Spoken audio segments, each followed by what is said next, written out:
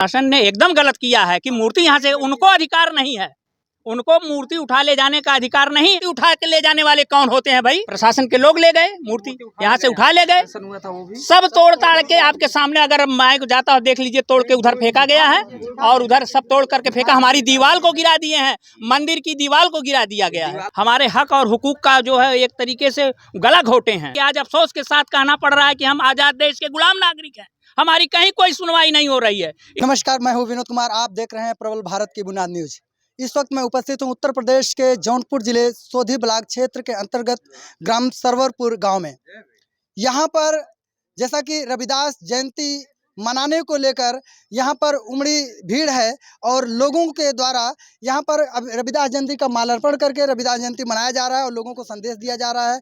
जैसा कि मैं आपको बता देना चाहता हूँ कि अभी पिछले दिनों में ही यहाँ पर रविदास जयंती को लेकर लोगों में आक्रोश और विरोध भी रहा है।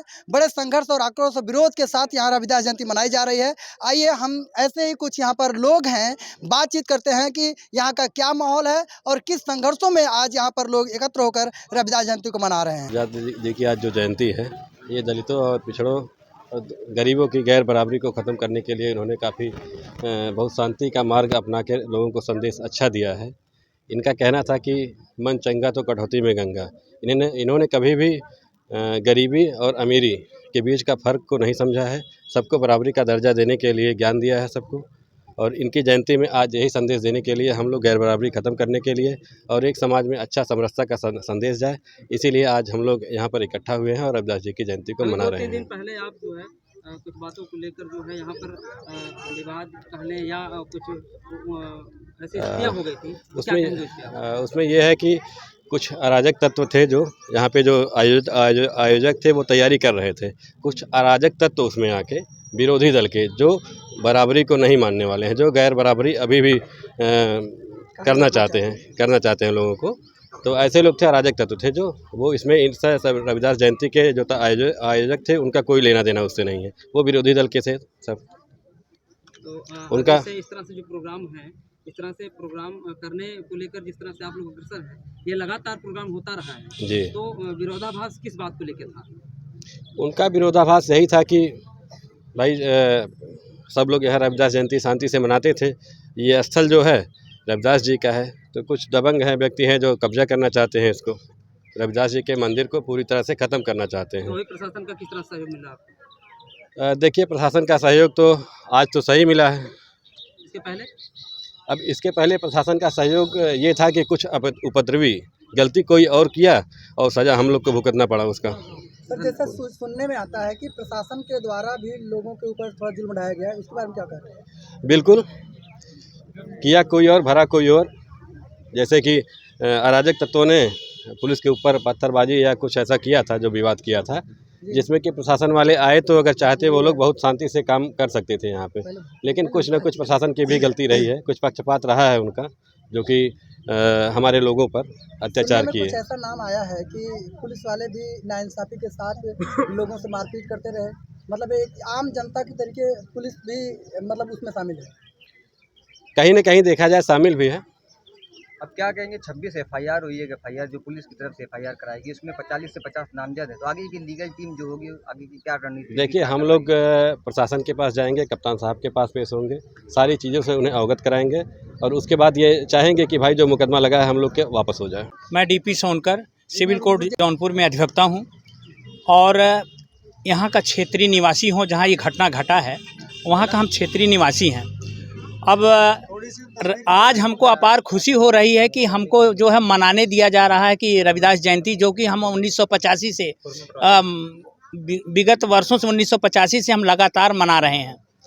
अब बड़े अफसोस के साथ कहना पड़ रहा है कि कुछ उपद्रवी तत्व जो थे वो हमारे इस मतलब जयंती को मनाने के लिए बड़ा जो है और अवरोध उत्पन्न किए हैं। ऐसे लोगों को क्या कहेंगे सर आप? अब ऐसे लोगों को हम शासन प्रशासन से गुहार लगाएंगे कि जो हमारे ऊपर गलत तथ्यों के आधार पर मुकदमा दर्ज किया गया है उसको हटाया जाए और उपद्रवी लोगों के ऊपर मुकदमा लिखा जाए और उनको और कुछ लोगों के जो अज्ञात हैं उनके ऊपर भी अज्ञात लोगों को वहाँ नाम दिया गया है, या पुलिस वाले या प्रशासन लिखा है। देखिए, तो ऐसे लोगों के लिए आप एक लीगल अधिवक्ता के तौर पे आप क्या कहना चाहेंगे? देखिए, शासन प्रशासन ने हमारे साथ नाइंसाफ़ी किया है। यह ज़मीन जो है बाबा साहब रविदास जयंती के नाम पर 2 का खसरा में अंकित है। इसका जो है बाकायदे रिकॉर्ड में है। अगर इनको इस बात का एतराज़ होता तो ये जो है हमको या नगर पंचायत को लीगल नोटिस देते कि जो है यहाँ नहीं रहना चाहिए, तो वो हमारे ऊपर एक्शन ले सकते थे। ये तहसीलदार जितने भी प्रशासनिक और शासन के हैं, ये हम लोगों के खिलाफ जो है न मनाने, मतलब रविदास जयंती न मनाने के उद्देश्य ये षड्यंत्र रचा गया है और ज़मीन इनकी हड़पने की नीयत से। क्यों? क्योंकि जब ऑलरेडी कानूनन हमारा जो है परताल में यह ज़मीन बाबा रविदास जी के नाम से अंकित है और वहाँ छप्पड़ में दर्शाया गया है कि रविदास मंदिर जो है 1985 से लगातार हम लोग इस कार्यक्रम को मनाते हुए चले आ रहे हैं।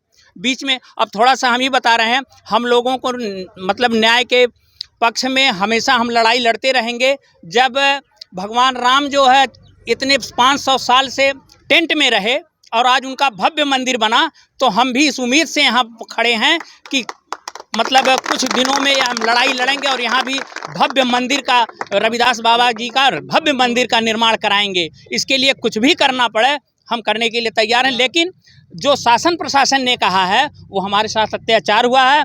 हमारी बहन बेटियों को घर से घसीट करके मारा गया है। किसने मारा था?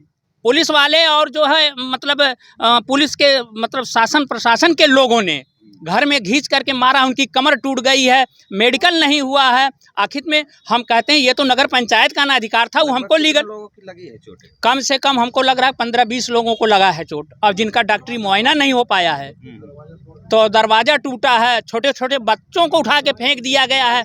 हम कितनी इतनी मार्मिक कथा तो हमने किताबों में पढ़ी थी, लेकिन हमको 10 बजे रात में किसी के घर में बहन बेटियों को खींच करके ले आना, और आज हमको अब से परखना मत, परखने में कोई अपना नहीं होता, किसी भी आईने में देर तक चेहरा नहीं होता। यह मान करके चलिए कि आप लोग हमेशा ऐसे जुर्म नहीं ढा सकते हैं। अब बाबा साहब ने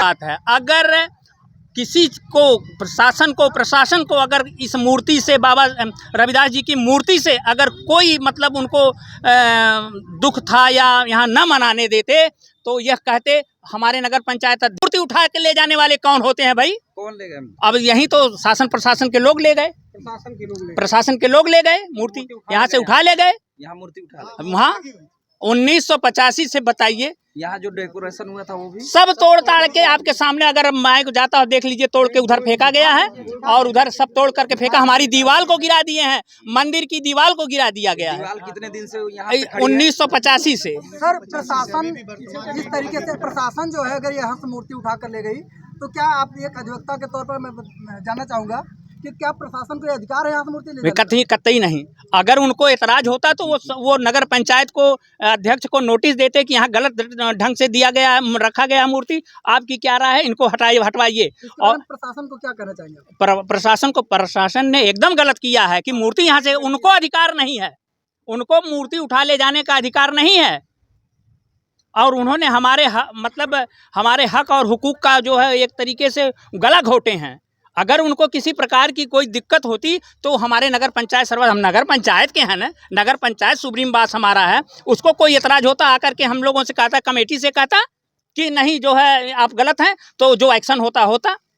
सर, हम समाज और देश की रक्षा करने वाले प्रशासन ही अगर देश का शोषण करे तो आगे तो यही तो, इसीलिए तो मैं कहता हूँ, फिर दोहराना पड़ रहा है कि आज अफसोस के साथ कहना पड़ रहा है कि हम आज़ाद देश के गुलाम नागरिक हैं, हमारी कहीं कोई सुनवाई नहीं हो रही है। इसलिए बाबा साहब ने भी एक बात हम अपने लोगों से यही कह रहे हैं कि शिक्षा बहुत ज़रूरी है। बाबा साहब ने कहा था कि शिक्षा वो शेरनी का दूध है जो पिएगा वही दहाड़ेगा।